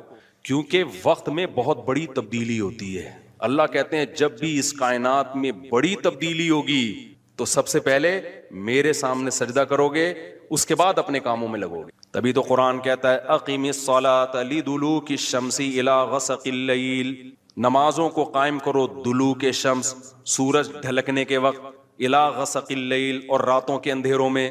تو غسق اللیل میں 2 نمازیں آ گئیں, مغرب اور عشاء. یہ دونوں رات کی نمازیں ہیں, لیکن ان دونوں کے اوقات میں بڑا فرق ہوتا ہے. مغرب میں فل اندھیرا نہیں ہوتا لیکن روشنی بھی نہیں ہوتی, بہت زیادہ وقت میں تغیر ہو جاتا ہے. اور غسق جو ہے لیل جب انتہائی درجے کی ہوتی ہے تو وہ عشاء کا وقت جب بالکل کیا ہو جاتا ہے, اندھیرا. آگے اللہ کہتے ہیں وقرآن الفجر, اور پھر فجر کا وقت بالکل ڈفرینٹ ٹائم ہوتا ہے. مغرب کا وقت باقی اوقات سے بالکل مختلف ہے. سورج ڈھل گیا, غروب ہو گیا, لیکن ابھی روشنی ہے, اندھیرا شروع نہیں ہوا. پھر گھپ اندھیرا ہو گیا. یہ کیا ہے؟ یہ بڑا تغیر ہو رہا ہے زمین کے اندر. تغیر سمجھتے ہو, تبدیلی, چینجنگ, آسان لفظ استعمال کرنا چاہیے مجھے بھی. بڑی چینجنگ آ رہی ہے ٹائمنگ میں, اور اس سے انسان کے جذبات میں اور احساسات میں بڑا فرق پڑتا ہے. ظہر کا تو فجر کا وقت بالکل ڈفرینٹ ہے, ابھی دن طلوع ہونے والا ہے. پھر سورج ہوتے ہوتے جب ڈھلکتا ہے نا, بالکل بلندی پہ پہنچ کے تیز تپتی ہوئی دھوپ ہوتی ہے, جس کو اللہ دلوک شمس کہہ رہے ہیں. دلوک کہتے ہیں ڈھلکنا. تو سورج کا جو ڈھلکنا ہے نا, بلندی پہ جا کے لڑکنا نیچے, اس کو کیا کہتے ہیں؟ اس میں اللہ نے 2 نمازوں کا ذکر کر دیا, ظہر اور عصر. اس لیے کہ دلوک جو معتد بھی ہوتا ہے, گاڑی اردو پھر استعمال کر رہا ہوں, معتد بھی قابل ذکر دلوک, وہ ایک عصر میں ہوتا ہے, ایک ظہر میں ہوتا ہے. میں نے وہ کلپ ریکارڈ کروایا تھا نا عاقب سعید کو کہ 5 نمازیں اپنے ٹائم پر ہیں, اور یہ قرآن کی عیسائی سے ثابت ہے کہ نمازوں کے 5 ٹائم ہیں, 3 ٹائم کی نمازیں قرآن میں نہیں ہیں. تو اس پہ میں نے کہا تھا کہ دلوک شمس ہے نا, سورج کا ڈھلکنا, تو معتد بھی ڈھلکنا, قابل ذکر ڈھلکنا ایک ظہر کے وقت ہوتا ہے, ایک عصر کے وقت. کیونکہ عصر کے وقت 45 پہ آ جاتا ہے, اور ظہر کے وقت بلندی پہ جا کے ڈھلکتا ہے. تو اس کے نیچے کے لوگوں کے کمنٹس آئے ہوئے تھے کہ اگر قرآن کا یہ مطلب ہے ڈھلکنے کے وقت, تو پھر تو ہر وقت سورج ڈھلک رہا ہے. سمجھ میں آیا پاگل کسے کہتے ہیں؟ یہ ہے مجتہدین، یعنی ان کا دعویٰ یہ تھا کہ 3 وقت ہیں نماز کے قرآن میں، ظہر ہے اور عشاء ہے اور فجر ہے. تو 3 وقت سے یہ ثابت کرنا چاہتے ہیں کہ ظہر اثر ملا کے پڑھ لو اور مغرب عشاء ملا کے پڑھ لو. اصل میں 3 ٹائم ہے. یہ غلط ہے. دلوک شمس کا لفظ ہے قرآن میں، اور دلوک سے مطلق دلوک مراد ہے، اور مطلق سے فرد کامل مراد ہوتا ہے. جو معتد بھی، دیکھو فرد کامل کو میں مثال سے سمجھاتا ہوں. پہلے میں یہ جنہوں نے اعتراض کیا نا اٹھ پٹانگ قسم کا، ان کے اعتراض کا جواب دوں. یہ کہتے ہیں ہر وقت، واقعی ہر وقت تو دلوک ہو رہا ہے، لیکن اس کا تو کوئی بھی قائل نہیں ہے. ایسا تو 1 کروڑ نمازیں ہو جائیں گی. ابے سورج بلندی پہ جا کے جب تک پورا غروب نہیں ہوتا تو ہر سیکنڈ ڈھلک ہی رہا ہے نا، تو کیا ہر سیکنڈ میں نماز پڑھیں گے؟ تو ظاہر ہے قرآن وہ بات کرے گا جو انسانوں کے فہم کے مطابق ہوں گی. تو اس سے صاف پتہ چلتا ہے وہ ڈھلکنا مراد ہے جو قابل ذکر ڈھلکنا ہو. تو قابل ذکر ڈھلکنا جس کو اصطلاح میں کہتے ہیں معتد بھی ڈھلکان، وہ جب ہے جب بلندی پہ جا کے پہلی دفعہ ڈھلکنا شروع ہو اور پھر 45 کے زاویے پہ آ جائے. اس سے زیادہ ڈھلکان والی نماز حدیث سے ثابت بھی نہیں ہے. نہیں آئی میرا خیال ہے بات؟ تو مطلق سے فرد کامل مراد ہوتا ہے. اس کو میں مثال سے سمجھاتا ہوں. دیکھو میں آپ سے کہتا ہوں چائے لے کر آؤ، آپ برف ڈال کے ٹھنڈی چائے لے آئے. میں کہوں گا یہ کیا لے آیا؟ آپ کہیں آپ نے بولا تھا گرم چائے لاؤ. میں بولوں گا جب میں نے چائے کا لفظ مطلق بولا ہے، اس کے ساتھ کوئی گرم یا ٹھنڈے کی قید نہیں لگائی، تو اس سے فرد کامل ہی مراد ہوتا ہے. کامل فرد چائے کا کیا ہے؟ کامل درجے کی چائے کیا ہے؟ جو گرم ہوتی ہے، درمیانی درجے کا میٹھا ہوتا ہے اور مناسب سی پتی ہوتی ہے. میں نے آپ سے کہا چائے لے کر آؤ، آپ 6 چمچ زہر بنا کے نا پتیوں کے ڈال کے لے آئے. اور سب میں نے کہا یہ کیا لے کر آیا ہے؟ آپ کہہ رہے ہیں، آپ بول رہے ہیں چائے. میں کہا بھائی تو زہر بنا دی. تو آپ بولو آپ نے یہ تھوڑی کہا تھا نارمل چائے، آپ نے تو چائے بولا تھا. تو چائے میں تو کوئی بھی چائے. سمجھ میں آ رہی ہے بات کہ نہیں آ رہی؟ یہ چیزیں اصول فقہ میں پڑھی جاتی ہیں جو آج کل کے اسکالرز نے نہیں پڑھی. تبھی قرآن و حدیث کا مطلب بھی ان کو سمجھ میں نہیں آتا. تو المطلق اذا اطلق یراد به الفرد الکامل، یہ اصول فقہ کا مسئلہ ہے اور لغت کا بھی مسئلہ ہے. قاعدہ ہے، ضابطہ ہے کہ جب بھی کوئی لفظ علی الاطلاق بغیر کسی قید کے بولا جائے گا تو فرد کامل مراد ہوتا. اکمل نہیں، اکمل کا مطلب بہت اوپر کی زعفران والی چائے، نہ فرد کامل جو ناقص نہ ہو. زعفران والی چائے لے آؤ گے پھر بھی برا لگے گا. آپ بولو گے بھائی مفتی صاحب آپ نے چائے بولا تھا اور کہا تھا کہ فرد کامل مراد ہوتا ہے، تو میں اس میں زعفران ڈال کے لے آیا. اب میں پتہ نہیں زعفران پیوں نہیں پیوں یار، تو کیا کر کے لے آیا؟ میں تو کامل نہیں، میں تو اکمل. تو میں بولوں گا قاعدہ یہ ہے کہ مطلق جب بولا جاتا ہے تو نارمل جو کامل ناقص نہ ہو، اکمل مراد نہیں ہوتا اس سے. سمجھتے ہو؟ تو یہ قاعدے قرآن و سنت پہ بھی جاری ہوتے ہیں، کیونکہ اللہ میاں نے بھی تو کلام کیا ہے نا، نبی نے بھی تو کلام کیا ہے. تو نبی کے کلام میں بھی وہی لغت کے قاعدے چلیں گے جو عام قاعدے ہیں. سمجھتے ہو گے نہیں سمجھتے؟ تو اب دیکھو قرآن کہہ رہے اقیم الصلاۃ لدلوک الشمس، سورج کے ڈھلکنے کے وقت. تو ڈھلکنے سے فرد کامل جو کامل درجے کا ڈھلکنا ہے، تو کامل درجے کا ڈھلکنا ایک جب بالکل بلندی پہ جا کے ڈھلکنا شروع ہوتا ہے، اس کو کہتے ہیں ڈھلکنا، پہلی دفعہ جب ڈھلکنا. اور دوسرا جب 45 کے زاویے پر جو عصر کے قریب کا ٹائم ہے جس میں سورج میں تغیر پیدا ہونا شروع ہو جاتا ہے، تو یہ ڈھلکنا ہے. تو اب جب بھی زمین میں کوئی نیا ٹائم داخل ہوتا ہے نا، تو اللہ کہتے ہیں کیا کرنا ہے؟ سب سے پہلے اللہ کا شکر. تبھی علماء نے اصول فقہ کی کتابوں میں لکھا ہے کہ نمازوں کے جو اوقات ہیں نا، یہی نماز کا سبب ہے. سمجھتے ہو؟ اللہ میاں نے نمازوں کے اوقات کو نماز کا سبب بنا دیا. اب اس بات کو بھی سمجھو، اصل میں نماز کا سبب ہے اللہ کے احسانات. نماز جو ہم پڑھتے ہیں اس کا اصل سبب کیا ہے؟ اللہ کے احسانات. اب اللہ کے احسانات تو 24 گھنٹے ہیں، تو کیا 24 گھنٹے پڑھتے رہیں؟ ظاہر ہے اس میں حرج ہے. تو اللہ میاں نے کیا کیا؟ اللہ میاں نے بولا دیکھو شریعت کا ایک اصول ہے. ابھی کیا تمہیں پورا اصول فقہ بیٹھا کے سمجھاؤں میں، لیکن کیا کریں، سمجھائے بات سمجھ میں آتی نہیں. دیکھو شریعت کا اور کامن سینس کا بھی ایک اصول ہے کہ جب کسی، پہلے میں مشکل اردو میں سمجھاتا ہوں پھر ایکسپلین کروں گا. جب کسی حکم کا مدار حقیقت کسی حقیقی سبب پہ رکھنا ممکن نہیں ہوتا نا، تو سبب ظاہر پر حکم کا مدار رکھا جاتا ہے. مشکل ہے مجھے پتا ہے، آسان کر کے سمجھا رہا ہوں. دیکھو ہم جو سفر میں 2 رکعتیں پڑھتے ہیں، اس کی اصل وجہ ہے مشقت. کیوں ہم 2 رکعتیں پڑھتے ہیں؟ بھائی ٹینشن ہے سفر میں. اللہ نے نماز کیا کر دی کہ بھائی سفر میں آدمی ایسے راحت میں نہیں ہوتا جیسے گھر میں ہوتا ہے نا. تو اللہ میاں نے کیا حکم دیا کہ بھائی کتنی پڑھنی ہے؟ 2 پڑھنی ہے. تو اصل جو وجہ ہے نا سفر میں 4 کی 2 جو اللہ نے کر دی ہیں، اس لیے کہ سفر میں آدمی اتنی خوشی اور راحت میں نہیں ہوتا بلکہ تھوڑی سی ٹینشن میں ہوتا ہے. لیکن اگر اللہ تعالیٰ یہ کہتے کہ ٹینشن ہی پر حکم کا مدار ہے، تو یہ ٹینشن کم ہونے کے بجائے بڑھ جاتی. وجہ اس کی ہے کہ ہم سوچتے رہتے پتہ نہیں مجھے سفر میں ٹینشن ہو بھی رہی ہے کہ نہیں ہو رہی ہے. بعض دفعہ لوگ سفر میں گھر کی نسبت زیادہ خوش ہوتے ہیں. آپ جا رہے ہو جہاز میں یا ٹرین میں، بڑا مزہ آ رہا ہے آدمی کو، یار اللہ میاں نے تو کہا تھا ٹینشن کی، اب تو ٹینشن نہیں ہو رہی. تو وہمی تو ویسے ہی بڑھ جاتا وہمیوں کا پروگرام نا, وہ تو سارا جو 6 گھنٹے جس کا وضو نہیں ہوتا وہ یہ کیسے سوچے گا کہ مجھے ٹینشن ہو رہی ہے کہ نہیں ہو رہی. پھر اگر ہو رہی ہے تو کتنے کلو ٹینشن ہو رہی ہے. بعض دفعہ ہو رہی ہے لیکن آدمی کہتا ہے یار اتنی تو مجھے گھر میں بھی ہوتی ہے, یا ہو سکتا ہے نہیں ہوتی ہے. تو اسلام ان بکھیڑوں سے نکال کے اللہ میاں نے کیا کیا, بھائی سفر سبب ہے ٹینشن کا اور ٹینشن سبب ہے نماز کا. تو اصل سبب تو ٹینشن ہے, لیکن اگر ٹینشن پہ میں نے ڈال دیا نا مدار, تو یہ ٹینشن کم نہیں ہوگی بڑھے گی. لہذا سفر پہ ڈال دیا میں نے, اب سفر ہوگا تو چھوڑ دو, ٹینشن ہے یا نہیں وہ دو پڑا کرو. نہیں ہے بات میرا خیال ہے. تو یہ ٹینشن سے بچانے کے لیے اللہ نے کہہ دیا اب سفر میں چاہے انجوائے بھی کر رہا ہوں نا آدمی, تو بھی ہم کتنی پڑھتے ہیں, 2 پڑھتے ہیں, اور مقام پہ جتنی مرضی ٹینشن میں ہوں پھر بھی پوری 4 پڑھتے ہیں. تو یہ اصول, اور یہ دنیا میں بھی یہ اصول چلتے ہیں. سمجھتے ہو کہ نہیں سمجھتے؟ تو یہاں بھی اللہ نے کیا کیا, اللہ میاں نے فرمایا اصل میں تو تم پہ نماز فرض ہے اس لیے کہ میرے احسانات تم پر بہت ہیں. اب وہ احسانات تو ہر وقت بولو ہوتے رہتے ہیں. اب ہر وقت احسانات ہیں تو اب ہر وقت پڑھتے رہے نماز, وہ تو ناممکن ہے. تو اللہ میاں نے کہا کہ بھائی دیکھو, اللہ کے احسانات میں جو تجدد ہوتا ہے نا, جدت آتی ہے, وہ ٹائم کے لحاظ سے آتی ہے. ہماری پوری زندگی کا نظام کس سے چل رہا ہے, ٹائم سے چل رہا ہے. تو وقت جیسے ہی تبدیل ہوتا ہے نا, ایک نئی نعمت کا ظہور ہوتا ہے. تو تبدیلی وقت پہ حکم کا مدار رکھ دیا اللہ تعالیٰ نے.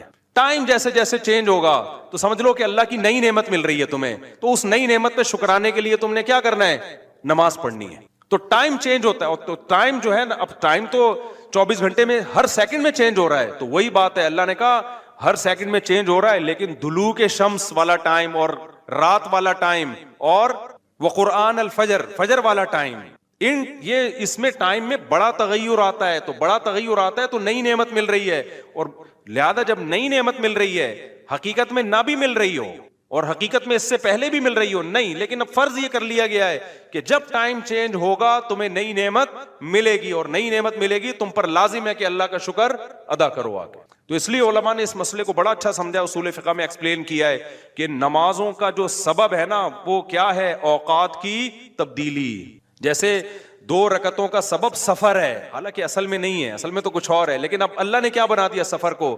تو ایسے ہی نمازوں کے واجب ہونے کا سبب کیا ہے, وہ وقت میں بڑی تبدیلی. تو یہ 5 ٹائم اس زمین پر ایسے ہیں جس میں بڑی تبدیلی ہوتی ہے, اور ان بڑی تبدیلیوں سے انسان کو اللہ کی نعمتوں کا احساس ہوتا ہے. اگر یہ ٹائم رک جائے نا تو ہماری زندگیوں کی رنگینیاں ختم. صرف فجر ہی کا ٹائم ہو, ظہر میں جو الگ سی انسان کی فیلنگ ہوتی ہیں, عصر میں الگ فیلنگ ہوتی ہیں, مغرب میں الگ, انجوائے کرتا ہے انسان لائف کو. نہ ہر وقت اسے مغرب کا ٹائم چاہیے, اسے عشاء بھی چاہیے, لیکن ہر وقت عشاء نہیں چاہیے. اسے فجر کی بہاریں بھی چاہیے, لیکن ہر وقت فجر کی بہاریں نہیں چاہیے. اسے دوپہر کی چلچلاتی دھوپ بھی چاہیے, ہر وقت نہیں چاہیے. شام کی ٹھنڈی چھاؤں بھی چاہیے جو عصر کے ٹائم ہوتی ہے. اور کیسے سمجھائیں میرے بھائی, میرے پاس اس کے علاوہ تبھی تو 5 نمازیں ہیں, تو 2 نمازیں اکٹھی بیٹھی نہیں ہوتی, سمجھ رہے ہو, کیونکہ اوقات 5 ٹائم چینج ہوتے ہیں اور بڑی تبدیلی آتی ہے. تو 3 ٹائم کیوں پڑھ رہے ہو بھائی تم نماز؟ باقی قرآن و حدیث کے حوالے کیا ہیں وہ میں انشاءاللہ بھی ریئیکشن ریکارڈ کرواؤں گا, اس پہ وہ آ جائیں گے. تو میرے بھائی, تو یہ اسلام ہے جو ہمیں کہتا ہے کہ جب وقت میں بڑی تبدیلی ہوگی تو تمہیں اللہ کی نعمت کو واقعی ہوتا بھی ہے. آپ رات کو سو جاؤ ٹائم پہ, صبح صادق کا وقت جب ہوتا ہے نا, نیند پوری ہوتی ہے, خدا کی قسم دل میں ذرا سی بھی اللہ کی محبت کا جذبہ ہونا تو انسان کے دل میں اللہ کی محبت کی چنگاریاں پیدا ہوتی ہیں صبح کے ٹائم کو, کہ میرے رب نے مجھے رات کو سلا دیا اور بالآخر اب سورج دوبارہ سے نکل کے اپنی ذمہ داری پوری کرنے والا ہے. دل چاہتا ہے اللہ کو راضی کروں, اٹھوں میں اللہ کے سامنے جاؤں. ہم تو پوستیوں کی طرح, میجورٹی تو سوری ہوتی ہے نا, اٹھتی 12 بجے کم وقت, اس کو کیا پتا وہ صبح اور وہ چھاؤں ستاروں کی اور وہ نور. ایک شاعر نے کہا تھا, اگلا مصرع بھول گیا کیونکہ نبی میں رٹا لگا کے یاد کیا تھا 9th کلاس میں اردو ادب میں. وہ صبح اور وہ چھاؤں ستاروں کی اور وہ نور, دیکھے تو غش کرے ارینی گوئے اوجے تور. واہ واہ, اب یاد آ گیا. آپ کو سمجھ میں نہیں آیا ہوگا کیونکہ اردو برباد ہو رہی ہے. شاعر نے کہا ہے ارینی, موسیٰ علیہ السلام نے کوہ طور میں کہا تھا نا ارینی, اے اللہ مجھے اپنا جلوہ دکھا. تو گوئے اوجے تور, تور کے پہلو سے جو آواز آئی تھی نا ارینی, تو وہ والا منظر, وہ روحانی منظر ہوتا ہے. وہ صبح اور وہ چھاؤں ستاروں کی اور وہ نور, یعنی ستاروں کی چھاؤں کے بعد جب صبح پیدا ہوتی ہے نا, تو وہ کوہ طور والا منظر, روحانی منظر پیدا ہوتا ہے جب کوہ طور سے موسیٰ علیہ السلام کی ارینی کی آواز آئی تھی. یہ شاعروں کا تخیل ہوتا ہے, کوئی میرے پہ توہین کا فتویٰ نہ لگا دینا بھائی. تو فتوے مارکیٹ میں توہین کے آج کل بہت ہلکے چل رہے ہیں. تو ہم اپنے بیان کی طرف چلتے ہیں. تو یہ 5 نمازیں اللہ نے کیا کر دی میرے بھائی؟ بولو. اصل تو عبادت اسلام میں ہے ہی نماز. اصل کیا ہے؟ 5 ٹائم دن میں. تبھی علماء کہتے ہیں معاف ہی نہیں ہوتی ہے کبھی, موت تک چلتی رہتی ہے, کیونکہ ٹائم آتا رہتا ہے نا. ٹائم آئے گا تو نماز لازم ہوتی رہے گی, یا تو ٹائم روک لو. ہم جب گئے تھے وہاں ناروے میں تھے نا, تو بہت لمبی رات تھی, تو وہاں ٹائم رکا ہوا تھا رات کا. تو مغرب اور عشاء اور فجر میں ٹھیک ٹھاک فاصلہ ہوتا تھا. فجر 8:45 بجے ہو رہی تھی صبح, اور عشاء میرا خیال ہے 4:30-5 بجے. تو چونکہ ٹائم رکا ہوا تھا نا, مغرب کے بعد عشاء کا وقت, فجر کا وقت آ ہی نہیں رہا, عشاء کا وقت, عشاء کے بعد فجر کا وقت آ ہی نہیں رہا, تو ٹائم رک گیا, تو نماز بھی کیا ہو گئی؟ رک گئی. ٹھیک ہے, دیر سے پڑھو. تو کیونکہ ٹائم چینج ہوگا تو حکم اللہ کا نماز کا آپ کی طرف متوجہ. ہاں, جن علاقوں میں 6 مہینے 3 مہینے سورج نکلتا ہی نہیں ہے, وہاں پھر حدیث میں آتا ہے کہ اس میں پھر حدیث میں کچھ اور ہے, وہ پھر ابھی مسئلہ بیان کروں گا تو بات لمبی ہو جائے گی. یہ ان جگہوں کی بات ہے جہاں دلوک شمس ہو رہا ہے, سورج نکلتا ہے اور 24 گھنٹے کے اندر غروب ہو جاتا ہے, تو وہاں پھر نمازیں کس طرح ہی پڑھی جائیں گی؟ ٹائم کے ساتھ اللہ نے اس کو جوڑ دیا. حدیث میں دعا سکھائی ہے, اللہم انی اعوذ بک من علم لا ينفع, اللہ ایسے علم سے پناہ مانگتا ہوں جو فائدہ نہ پہنچائے. تو ہماری پیدائش کا مقصد یہ ہے کہ تم میں سے اچھا عمل کون کرتا ہے, کوئی شخصیت مقصود نہیں, عمل مقصود ہے. دیکھو کس قدر اسلام میں شخصیت پرستی کی نفی ہے, اس کی میں ایک مثال آپ کو دیتا ہوں صحیح حدیث سے. بہت ٹیکنیکل مثال ہے, اس کو خوب اچھی طرح سمجھیں. قرآن مجید میں سورہ توبہ میں اللہ نے غزوہ تبوک کا واقعہ بیان کیا, جس میں کچھ 3 مخلص صحابہ پیچھے رہ گئے تھے. کوئی عذر نہیں تھا ان کو, لیکن وہ جنگ میں شریک بولو نا نہیں ہو سکتے. بہت سے منافقین بھی پیچھے رہ گئے. جب نبی صلی اللہ علیہ وسلم غزوہ تبوک سے واپس آئے تو منافقین نے نبی صلی اللہ علیہ وسلم کو خوش کرنے کے لیے جھوٹ بول دیا, تاکہ نبی آپ پہ ناراض نہ ہو, نبی کو تکلیف نہ ہو. اگر وہ یہ کہتے نا ہمیں کوئی عذر نہیں تھا پھر بھی ہم پیچھے رہ گئے, تو انہیں پتا تھا نبی کو اس سے کیا ہوگی؟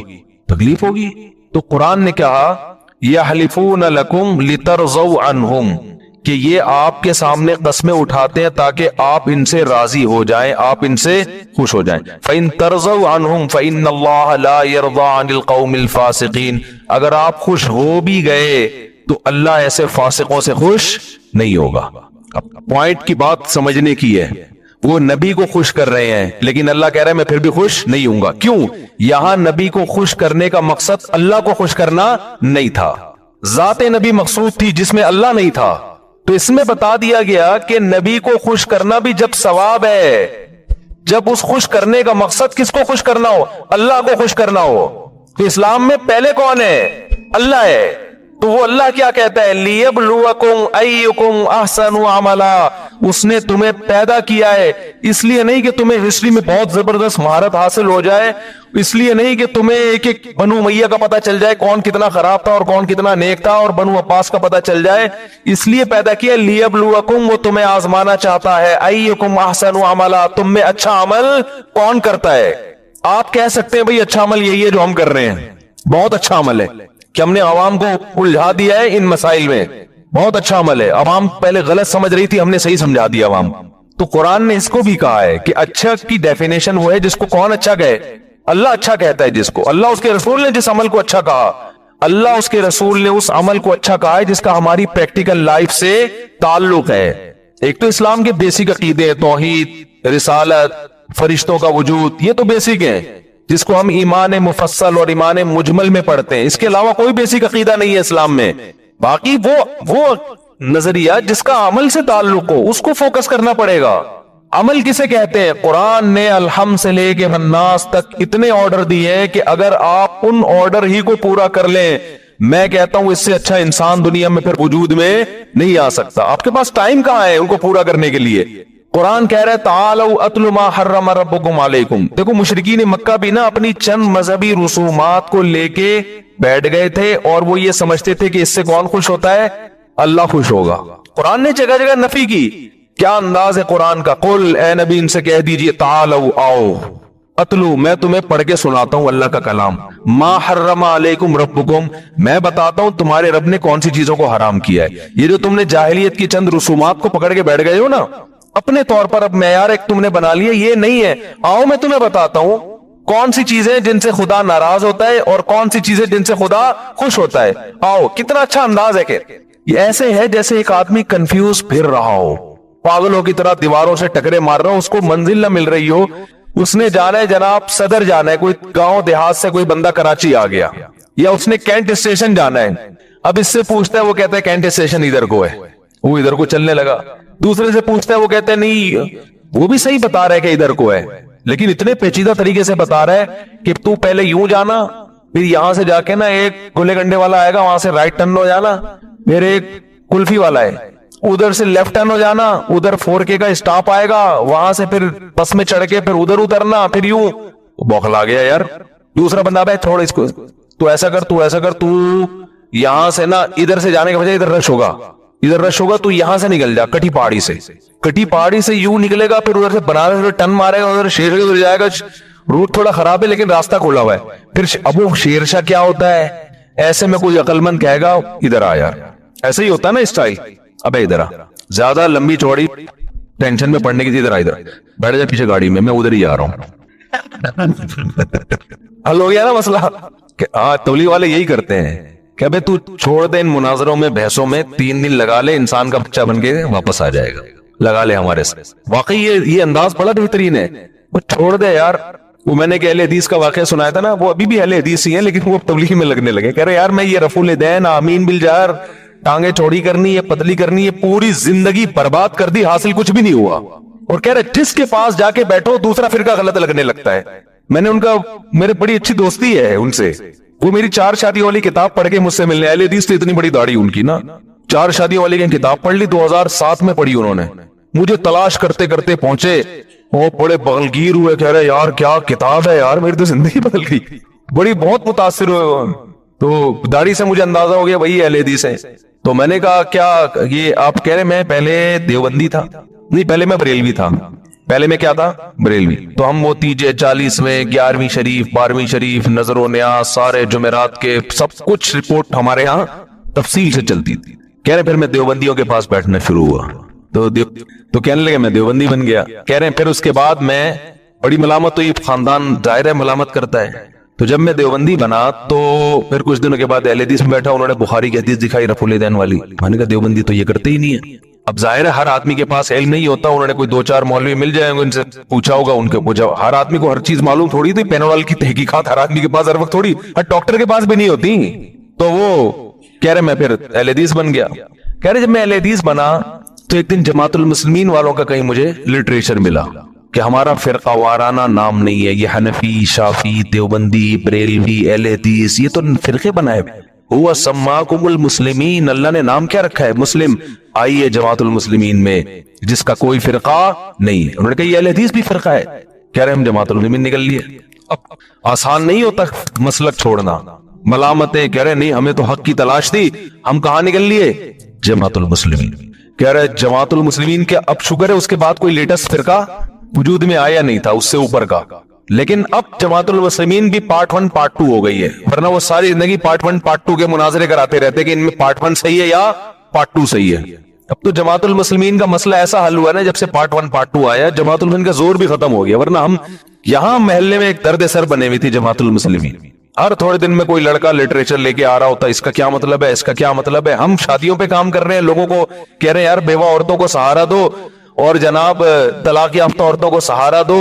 और उधर तो उलमा की सलाहियत है, जब इन चीजों में लगेंगी तो मुआशरे में वो मुस्बत काम किस टाइम पे करेंगे बैठ के। तो वो जनाब जब से पार्ट 1 पार्ट 2 वजूद में आई है ना, अब मसला ही है। जब भी कोई जमातुल मुस्लिमीन वाला कहता है कि नबी ने फरमाया जमातुल मुस्लिमीन और उसके इमाम का को यानी लाजिम पकड़ो, तो हम कहेंगे पार्ट 1 के बारे में फरमाया या पार्ट 2 के बारे में। पहले ये फैसला कर लो, फिर हम हदीस में दिखाओ पार्ट 1 है या पार्ट 2 है। तो वो सुना पार्ट 3 भी हो गया, वल्लाहु आलम।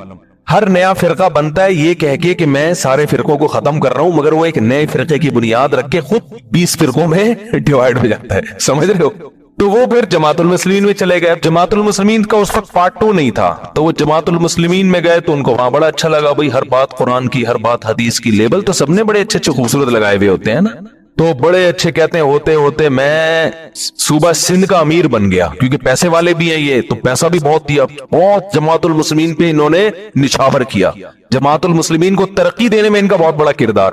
میں نام اس لیے بتاؤں گا کہ ان کی طرف سے پابندی ہے جماعت المسلمین والے, پھر ان کے تنگ نہ کرنا شروع کرتے ہیں ان کو, کیا بھائی تو نے جماعت المسلمین چھوڑ دی, ہمارے راز کیوں فاش کر رہا ہے, یہ بھی تو خطرہ ہوتا ہے نا. تو کہتے ہیں مجھے پھر ایک دن اندازہ ہوا, کیونکہ حق کے متلاشی تھی, مجھے اندازہ ہوا کہ حنفی لوگ ابو حنیفہ کی اتنی تقلید نہیں کرتے جتنے یہ جماعت المسلمین والے اپنی امیر کی مقلد ہیں. یہ لوگ لیبل لگاتے ہیں کہ ہم کسی کی تقلید نہیں کرتے, مگر جتنے بڑے مقلد یہ لوگ ہیں, اتنا بڑا مقلد جو مجتہدین کی ایسی تقلید نہیں ہو رہی ہے. کہہ رہے پھر میں سوال پوچھتا تھا, مجھے اس کا جواب نہیں ملتا تھا, تو میں پھر کنفیوز ہونا شروع ہو گیا, یار تم تو باپ بنائے ہوئے تم نے اپنے امیر کو. کہہ رہے اب کہاں جائے بھائی, یہ تو شگر ہے مرتد نہیں ہوئے. میں نے ایسے لوگوں کے واقعات سنے جو تنگ آ کے بالآخر مرتد ہو گئے, اسلام چھوڑ دیا انہوں نے. کہہ رہے ایک دن میں گیا تبلیغی جماعت, کہیں فضائل اعمال کی تعلیم چل رہی تھی, تو میں جا کے بیٹھ گیا. مجھے انہوں نے پاؤں دبانا شروع کر دیے کہ سیروزے میں چلو. کہہ رہے پہلے تو میں نے سوچا ابھی رفع الیدین کا مسئلہ چھڑیں گے نا, اب یہ آمین کی بات کریں گے. کہہ رہے میں نے ٹانگیں چوڑی کر کے نا یوں کر کے پوری نماز پڑھی ایسے کر کے کہ مجھے کوئی چھیڑے, کسی نے نہیں چھیڑا. کہہ رہے میں نے کہا 3 دن لگاتا ہوں پھر چھیڑوں گا, میں 3 دن لگاتا ہوں, یہ الفاظ میرے ہیں, چھیڑوں گا. یہ تو ہماری اپنی کراچی کی اردو میں یہ چیزیں بنائی ہوئی ہیں ہم نے, یہ ہے ٹھیک ہے نا. تو انہوں نے کہا شاید اب مجھے تنگ کریں یہ لوگ کہ میں سیروزے میں ٹرائی, جہاں اتنی جماعتیں ٹرائی کی ہیں اس کو بھی ٹرائی کر لو. تو کہہ رہے میں نے کہا میں یوں جاؤں گا پھر یوں کروں گا پھر زور سے آمین, تو کچھ نہ کچھ تو ہوگا. کہہ رہے حیران ہو گیا, 3 دن ہو گئے مجھے کسی نے کچھ نہیں کہا. ان کی ایک ہی بات تھی, بھائی یہ دین ہمارے اندر کیسے آئے گا, پوری دنیا کے اندر کیسے آئے گا, اس کے لیے ہم سب کو مل جل کے فکر. کہہ رہے میں کہہ رہا ہوں بھائی یہ رب, کہہ رہا چھوڑ تو جیسے کر رہے نا کرتا ہے.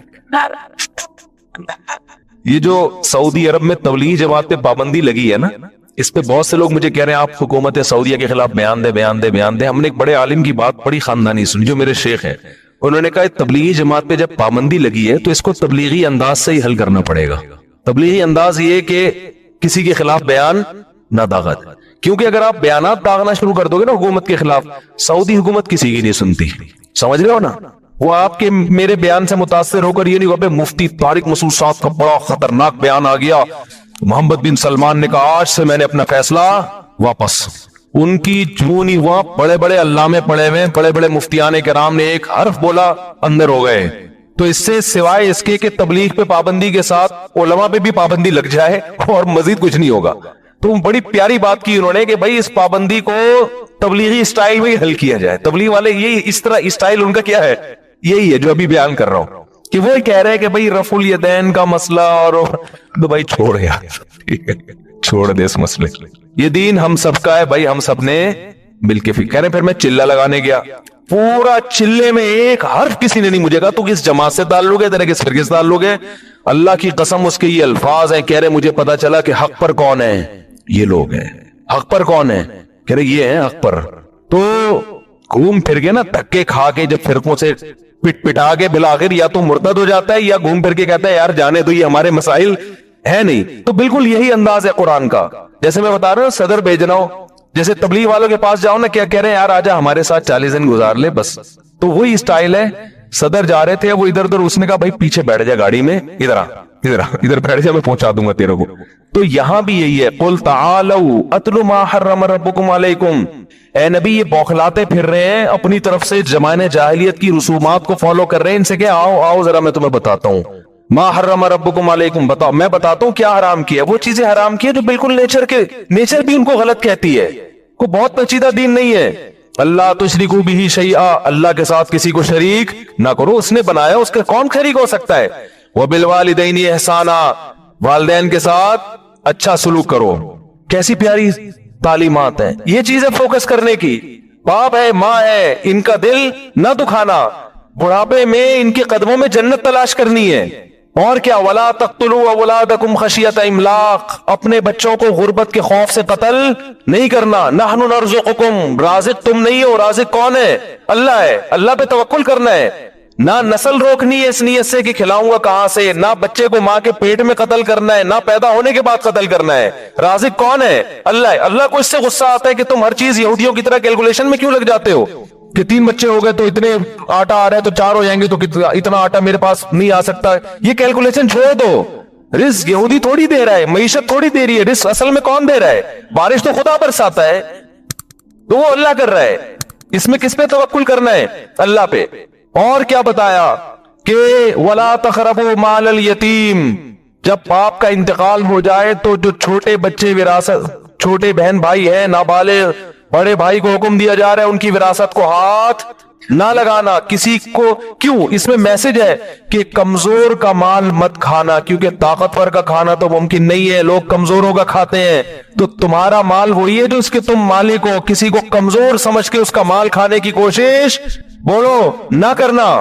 اوفوا الکیل والمیزان اذا قلتم، اوفوا الکیل والمیزان بالقسط، جب حق لینے کی باری آئے تو جیسے لیتے ہوئے حق پورا وصول کرتے ہو، ایسے ہی حق دینے کی باری آئے تو حق دیا بھی پورا کرو. دفتروں میں آپ تنخواہ پوری لے رہے ہیں، کام میں آپ ڈنڈی مار رہے ہیں. یہاں قرآن نے یہ کہا کہ آؤ میں تمہیں بتاتا ہوں حق کیا ہے. حق یہ ہے کہ ہر وقت مسجد میں آگے بیٹھے رہو بس. کہا قرآن نے جب دفتروں میں دیانتداری سے کام ہوگا تو ملک ترقی کرے گا کہ نہیں کرے گا؟ جو کام آپ کے ذمہ لگایا ہے آپ اس کو دیانتداری کے ساتھ کرو تو کیوں نہیں ملک ترقی کرے گا؟ کیوں نہیں مسلمان قوم ترقی کرے گی؟ ترقی کیسے ہوگی بھائی؟ ہر آدمی ہر کام میں ڈنڈی مار رہا ہے. ٹیچر پڑھانے میں ڈنڈیاں مار رہا ہے، وہ اسٹوڈنٹ کو صحیح طرح پڑھاتے نہیں ہے.